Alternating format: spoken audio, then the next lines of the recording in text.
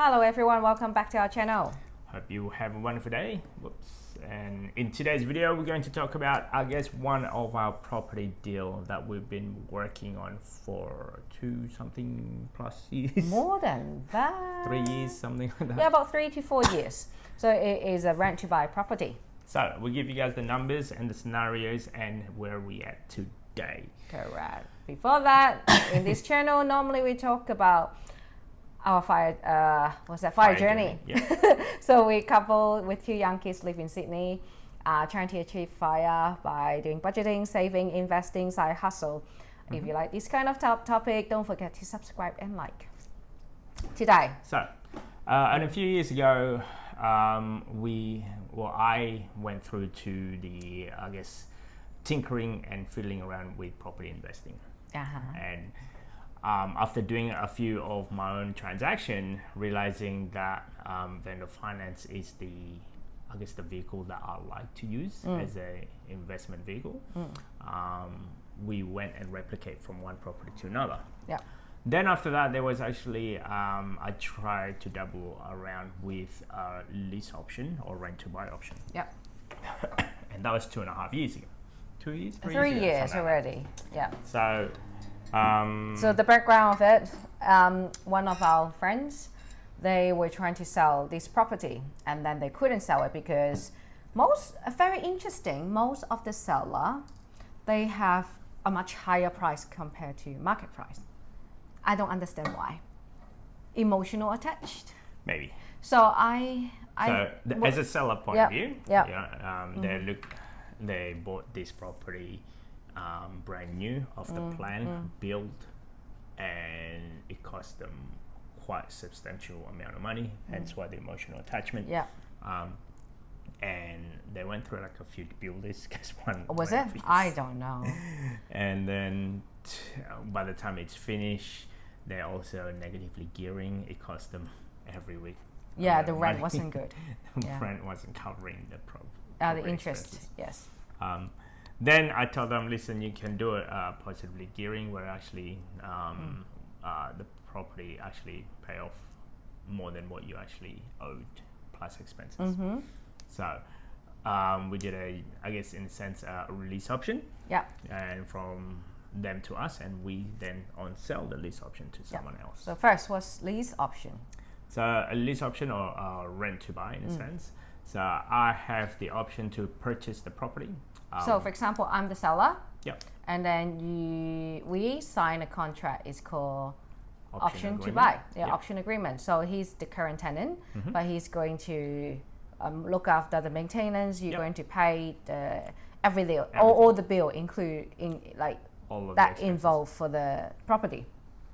So in return, we have a 5 years, I think, 5-year contract. You rent it for that price, and then within that 5 years, you have the option to purchase the property from me, and I cannot say no. At the agreed price, yes. So before you sign it, you both agree on the selling price first. So that was the deal, and then after that, I have the options to go ahead, or if not, I can assign for fee. Or you can assign someone else. Yes. So I can assign this, I guess, the conditions on the same condition to someone else. Yeah. And that's what I did. Yeah.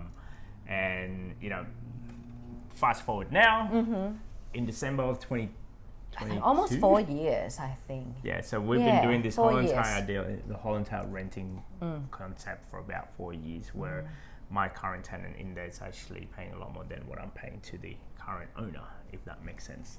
Yeah.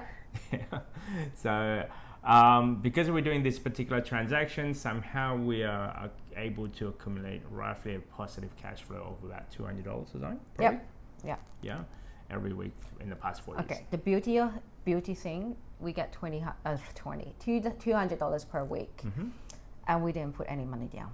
Yep. That's the beauty. We can get it. This is more like a business side. It's not really property. We see it as business instead of property investment, because it's not under our name. It is mortgage not under our name. Property is not under our name. But we control the whole entire property. Yeah, kind of. Yeah. We control it in terms of, okay, we'll take care of the mortgage repayment. We'll take care of the outgoing, the maintenance. The maintenance. Yeah.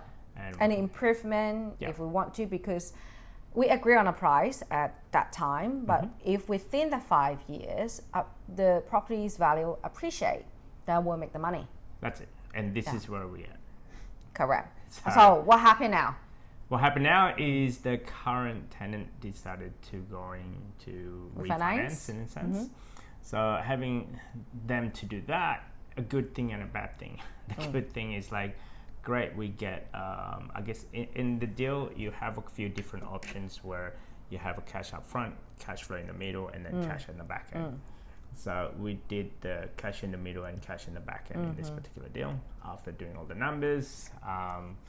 The bad news, obviously, we're not going to get the cash flow they're going to refinance anymore. And then we get the back end profit. That's the good news. So the business done. The business done, yeah. The bad news. The bad news is like that. That's it. As soon as they refinance, then that means I don't have the cash flow anymore. We're out. Yeah. Well, but it's just like business. Yeah. Is it easy business? It's a bit harder than I thought it would be, because there's a quality of trust between the seller and the buyer and you as the managing agent, in a sense, in the middle. Like it works for some, might not work for us in the near future, because having a deal that is 4+ years, you might forget what happened in the middle, because we've been just going through it and like, oh, okay, what happened to this, what happened to that, and go, did we do this, did we do that? I'm like, oh, a lot of things has changed in that 4 years. So there's going to be a miscommunication somewhere. Some people get bitter, probably don't want to do it anymore. At the beginning, there was like, yes, I want to do it, but now it's like, no, I don't want to do it. So overall, if we have to do it all over again, I probably won't do this type of transaction. I would rather have in control of under your name. Yes. So, but the big difference. Yep. So if under your name, we have to pay stamp duty. We have to pay the deposit. We got to get our own financing. If it's your own money, then you get a big lump sum in just on a property if you don't have any financing. Correct. It's very hard, but we were lucky to got this deal. Yeah, in a sense. Yeah, right. Yeah. But now we're just trying to close this chapter and realize, hey man, we're not going to do it again. Yes.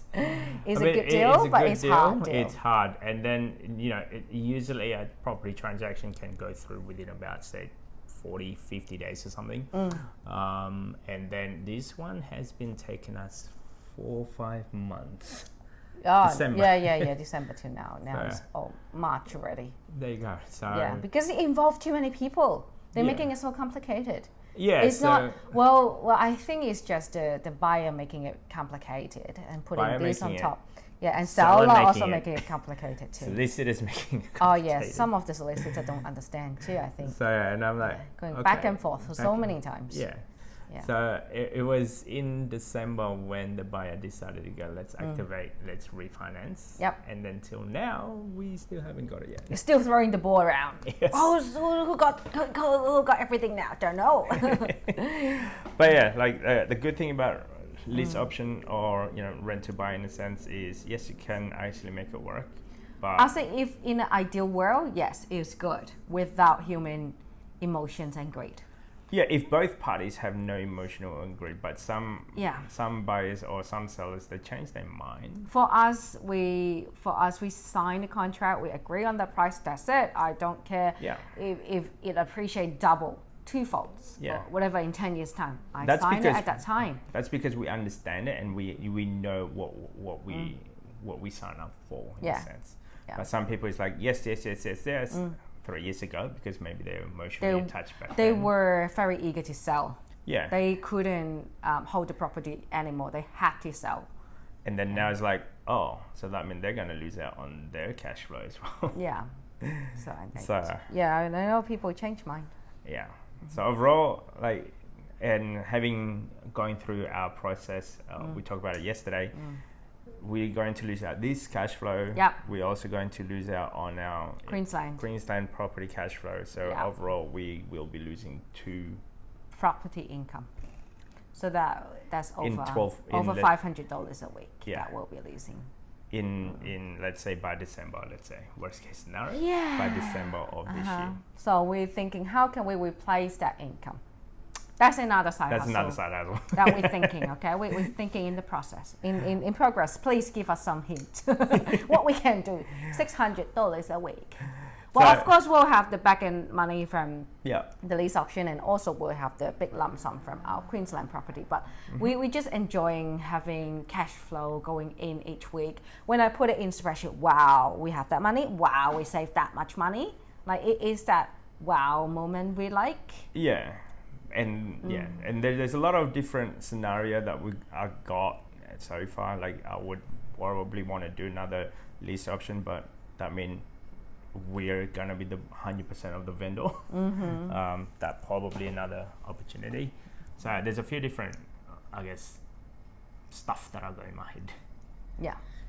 Anyway, that's just our 2 cents, guys, based on our property deal. I guess the breakdown of it. On our lease option transaction. If you like this type of content, don't forget to subscribe, comment, guys. See you next time. Bye. Bye.